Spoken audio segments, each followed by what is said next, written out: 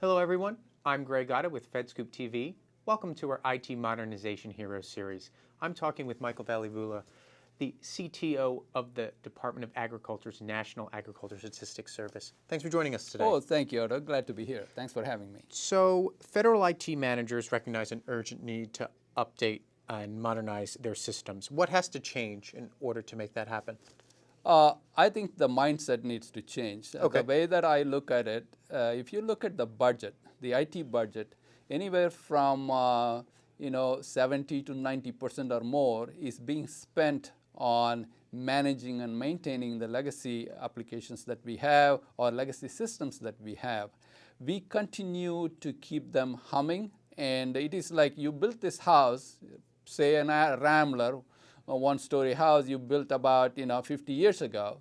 Now your family has grown, and you want a bigger house with better facilities, and your plumbing leaks, your roof leaks, and you keep putting patches on it. But the thing is, at some point in time, you need to just take the whole thing down, build something new, or leave it and move it to something new, modern, where you can have the facilities that you are looking for that is going to meet your needs.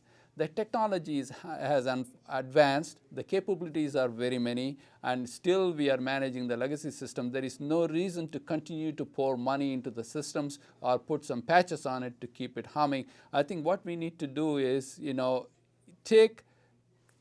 just keep the systems running as long as we want and slowly develop other modern architectures and modern systems so that we can move away from this. That is what Gartner calls bimodal IT, Okay. where one, you follow through innovation and stop developing new technologies and new solutions for your systems, and then try to wean the legacy system slowly and totally move away from the legacy system. I think that is the strategy that I think that it's probably a better strategy for us to do to save money for the taxpayer. So, speaking of budgeting, there's a proposed bill that would codify Tony Scott's $3.1 billion IT modernization plan.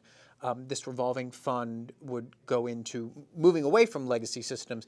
But my question to you is, what's the low-hanging fruit for a fund like that? Where could that money be put into place right away in order to move away from legacy systems? I think what Tony Scott and the president is proposing is a good thing, because right now we are trying to manage everything with a limited amount, or the budget is shrinking. So any infusion of funds is good.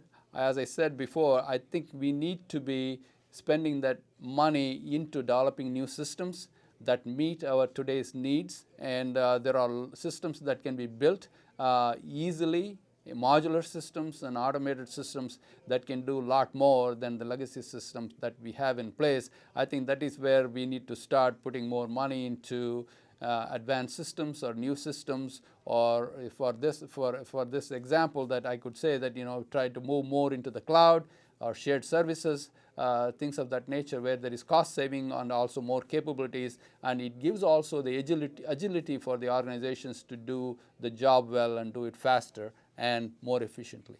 So with things like cloud computing and technology trends like containerization and agile development, how do you see that factoring into what you're doing, and as far as what's going on modernization-wise over the next 18 months? We are in it in all three. As you mentioned, that we started our cloud computing initiative about 4 years ago. Okay.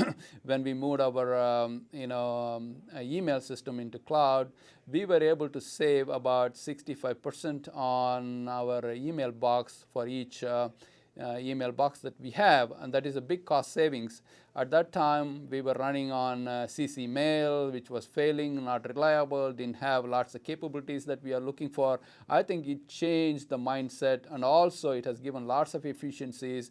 We used to go down probably every month or so before we moved on to the cloud. Now we can just it works 24/7, and it's very reliable and pretty solid. We can keep adding email boxes in no time. So it gives us lots of agility and flexibility and saves money. In terms of containerization, that we are following it, and one of these of our mobile devices that we have, we use containers in it, and not necessarily the microservice containers that you are talking about. We are looking at it in terms of agile development, And we used to do this waterfall method where we did not release products for maybe a year or so. Now we tend to release a lot sooner and quicker at regular intervals, say a couple of months or maybe a monthly release. So I think we are moving into that area and we are doing it, and I think it is helping us a lot in meeting the needs of the users and our business users. Finally, tell me one success story that you've had with upgrading from legacy IT to a more modern standpoint. Sure, I can give you an example of the VDI that we rolled out about 3 years ago. Okay. Virtual desktop infrastructure. So with that mobility, work from anywhere, any place, anytime, any device, and we had the systems that or applications that we were using. Most of them were like stored or maybe housed in-house, and we moved away from there. And we had about 46 data centers, and we moved it into 2 enterprise data centers. That was consolidation we did, and that helped us move to the virtual desktop infrastructure.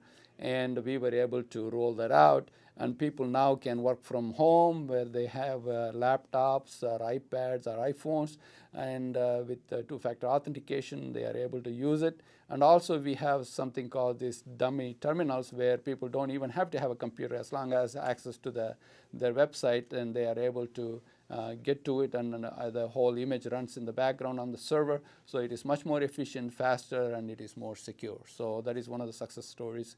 In the beginning, we did have some latency issues, but we have overcome that in about 6 to 8 months since we rolled out, and it's been working beautifully now. Very, very interesting insight. Thanks for joining us today. Appreciate it. Thank you, Greg. It's my pleasure. I'm Greg Otto for FedScoop TV. Thanks for watching.